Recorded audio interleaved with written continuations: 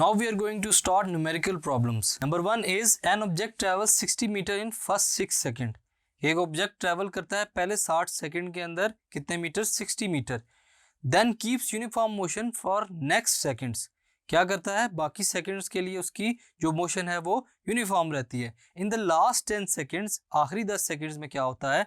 The journey it decelerates uniformly to rest. कि आहिस्ता आहिस्ता बॉडी स्लो डाउन हो रही है, एक्सेलरेशन डिसेलरेट में चेंज हो रही है, नेगेटिव हो रही है और बॉडी क्या होगी? रेस्ट पोजीशन पे आकर रुक जाएगी. फाइंड क्या करना है? The maximum speed attained in the journey. जो मैक्सिमम स्पीड अटेन की गई, उसके बाद total distance travel in the whole journey, कि टोटल डिस्टेंस कितना ट्रेवल किया गया. गिवन डाटा है हमारे पास distance covered which is equal to S1 which is equal to 60 metre in time T1. पहले टाइम में क्या है? 6 सेकंड्स हैं. T2 में हमारे पास क्या है? 9 सेकंड्स है. और जो थर्ड टाइम है हमारा वो क्या है? 10 seconds. Find maximum speed V max and total distance S. ये हमने फाइंड करना है.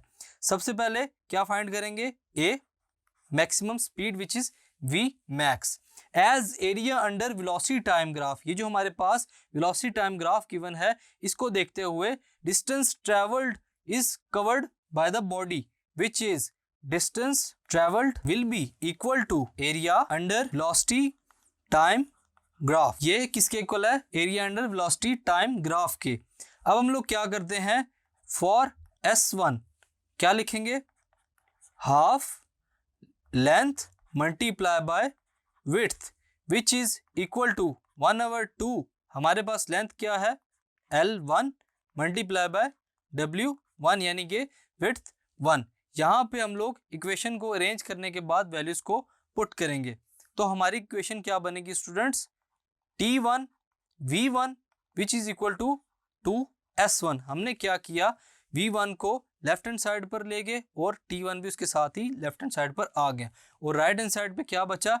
2S1. इसके बाद अगर हम लोग यहाँ से V1 निकालना चाहे तो वो किसके इक्वल होगा? V max maximum speed which is equal to 2S1 divided by T1. इसमें क्या करेंगे? वैल्यूज को पुट करेंगे. Putting values we get V max which is equal to 2 multiply by 60 metre divided by time क्या है हमारे पास? 6 second which is equal to 20 metre per second. ये हमारे पास क्या आ गई? वेलोसिटी जो कि मैक्सिमम है. इसके बाद हम लोग क्या करेंगे? जो नेक्स्ट चीज हम लोगों ने स्टूडेंट्स फाइंड करनी है वो है distance, total distance. Distance covered will be equal to area under graph.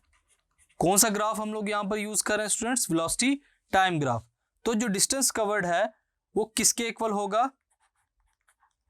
Area of triangle OAC plus area of triangle ABC plus area of triangle EB and D.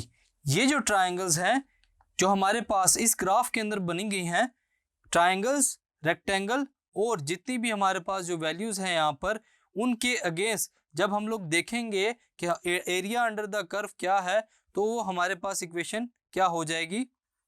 S will be equal to 1/2 T1 into AC side AC plus T2 multiply by side BD plus T2 multiply by side BD. क्या करेंगे हम लोग? Putting values. क्या होगा हमारे पास? Values put करने के बाद S is equal to 1/2 6 multiply by 20, values को पुट कर दिया, प्लस 9 मल्टीप्लाई बाय 20, यहां पर भी वैल्यूज को पुट कर दिया, प्लस 10 मल्टीप्लाई बाय 20, यहां पर भी हम लोगों ने तमाम वैल्यूज को पुट कर दिया, which is equal to 120 divided by 2 plus 180 plus 200 divided by 2 which gives 60 plus 180 plus 100, तो हमारे पास जो टोटल डिस्टेंस आएगा स्टूडेंट्स वो क्या होगा आफ्टर कैलकुलेशन 340 मीटर, जो कि शो किया गया ग्राफ के अंदर area under the curve which is equal to distance cover in total time.